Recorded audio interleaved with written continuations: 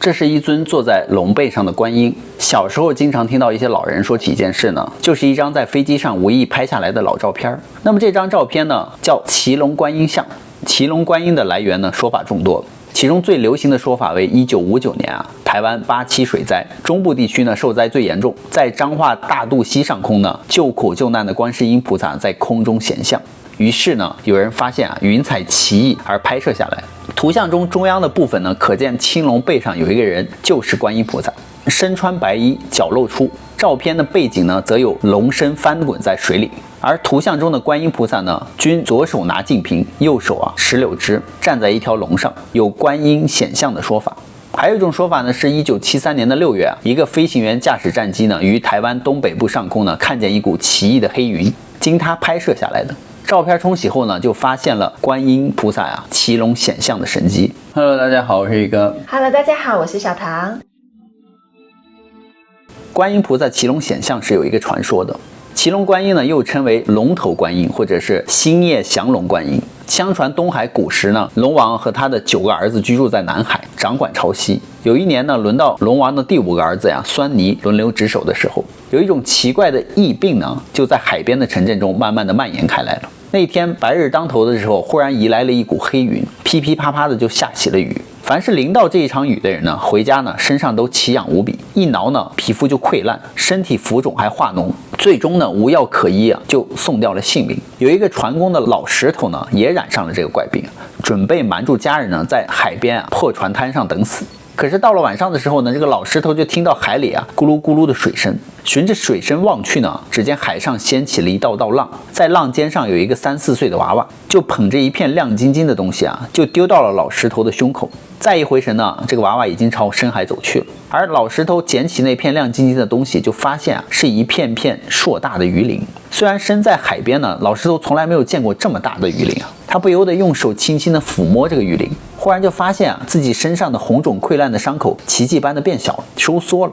于是这个老石头立马就把这个鱼鳞的事情告诉了全城的人。不出半日呢，鱼鳞就能够治病的事情传开了，大伙呢全往这个海边涌去把自己家里染病的人都抬到了海边。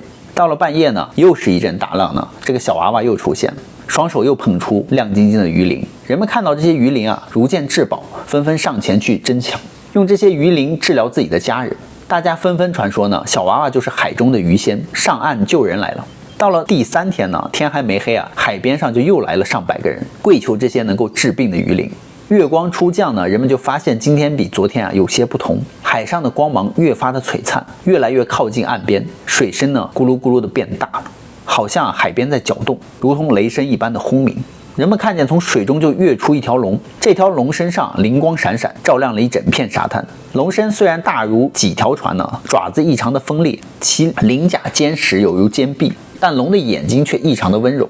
他踏上沙滩，在地上滚来滚去呢，擦下身上的几百片鱼鳞，和前日的景象一模一样。大家纷纷呢就去捡龙鳞，一个个抱在怀中呢，激动无比，还无比感恩。原来那个小娃娃不是别人呢，正是龙王的儿子酸尼，他的化身。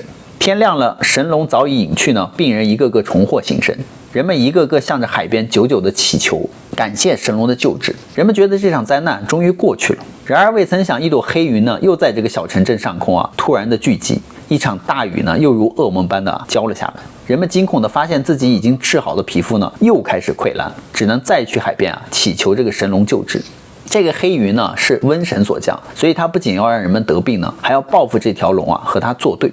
夜里呢，人们在海边苦苦哀求，不一会儿呢，海里又掀起了惊涛神龙再次现身。和之前一样呢，神龙擦下了身上的这个龙鳞又滚了好几圈呢，把身上的鳞片全部都擦了下来。当时这个神龙已经精疲力尽了，倒在了沙滩上。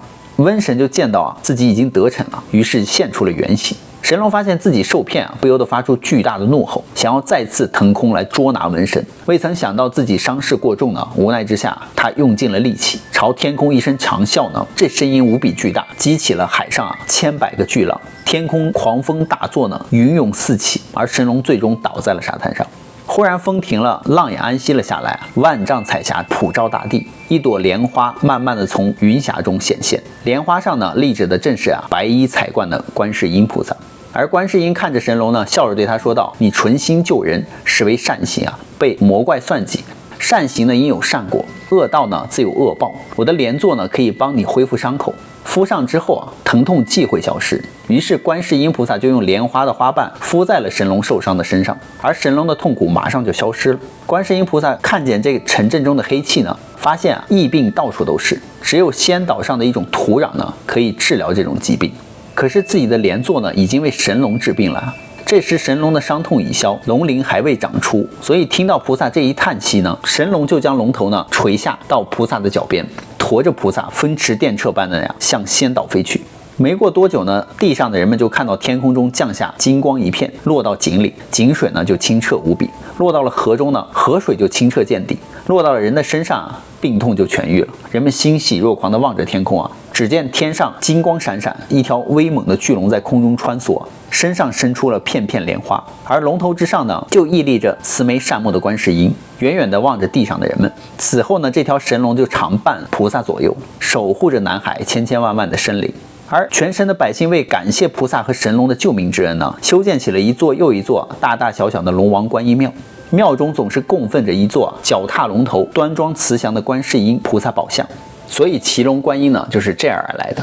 那最后呢，再来说一说那张骑龙观音的照片到底是什么情况。原来是一个年轻人呢，因为他为朋友做抵押担保朋友跑了，他欠下了一大笔债，但他从小呢就虔诚地信仰着佛教，所以他虽然遭遇了这么大的事情但他并没有悲伤，依然对佛充满了信心。一日呢，他忽然听见有人对他说在东京呢有观世音菩萨能救你于水火之中，只需让骑龙观音看到你的难处呢，便能迎刃而解。所以他马上就动身去了东京，并在各个大图书馆查找资料。于是他就查到了在东京区的护国寺呢，找到了一幅骑龙观音的画像。最终他就把这幅画像重新翻拍了一遍，然后在日本的各地的这个观音道场中就流传了开来。这幅坐龙观音像呢，居然有如此神奇的效果很多重病的人呢，在朝拜之后都能够奇迹般的恢复过来。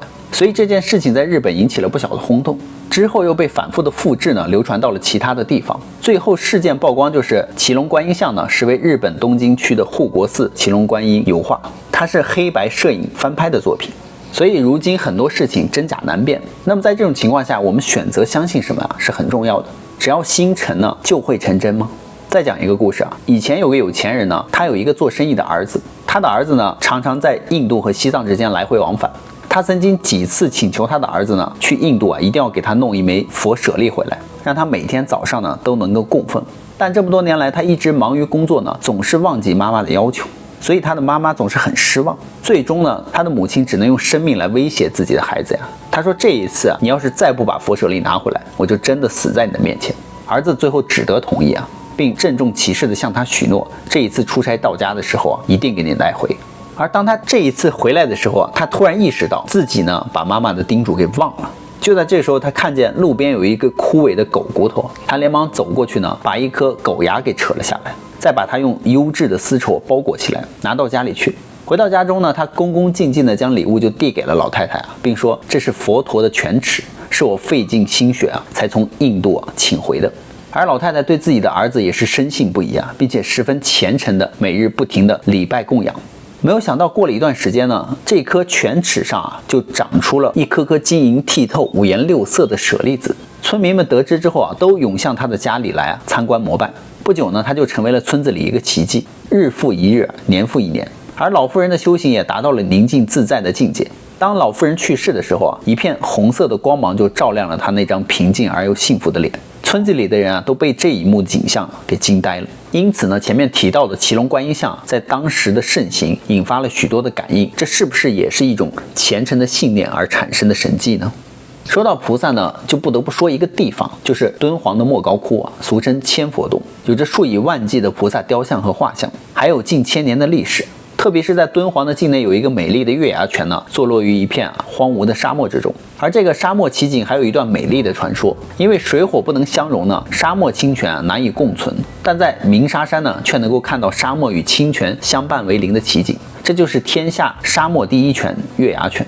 相传很久以前呢，敦煌一带是一望无际的茫茫戈壁，没有鸣沙山，也没有月牙泉，三危山路呢只有一小块绿洲，人们就在这里生息着。有一年这里大旱呢，井底干涩，树木枯死，庄稼也死了，人们干渴难耐呢，就大放悲声。有一个美丽善良的白云仙子呢，在天空飘游啊，就看到了这里荒凉不堪的田野，听见了人们撕心裂肺的哭声呢，心中啊犹如针刺一般。但是没有龙王的指令呢，也得不到雷公电母的相助啊，他也没有办法降雨，就只好伤心的掉泪。哪知道银光闪亮的泪珠落到了地上啊，便聚集在一起，变成了一座清泉。泉水慢慢流出，湿润了土地，枯树绿了，苗发芽了，人们也笑了。而大家为了感谢这个白云仙子的恩德呢，称她为白云菩萨，在泉边修了座很壮观的庙宇，塑了她的金身。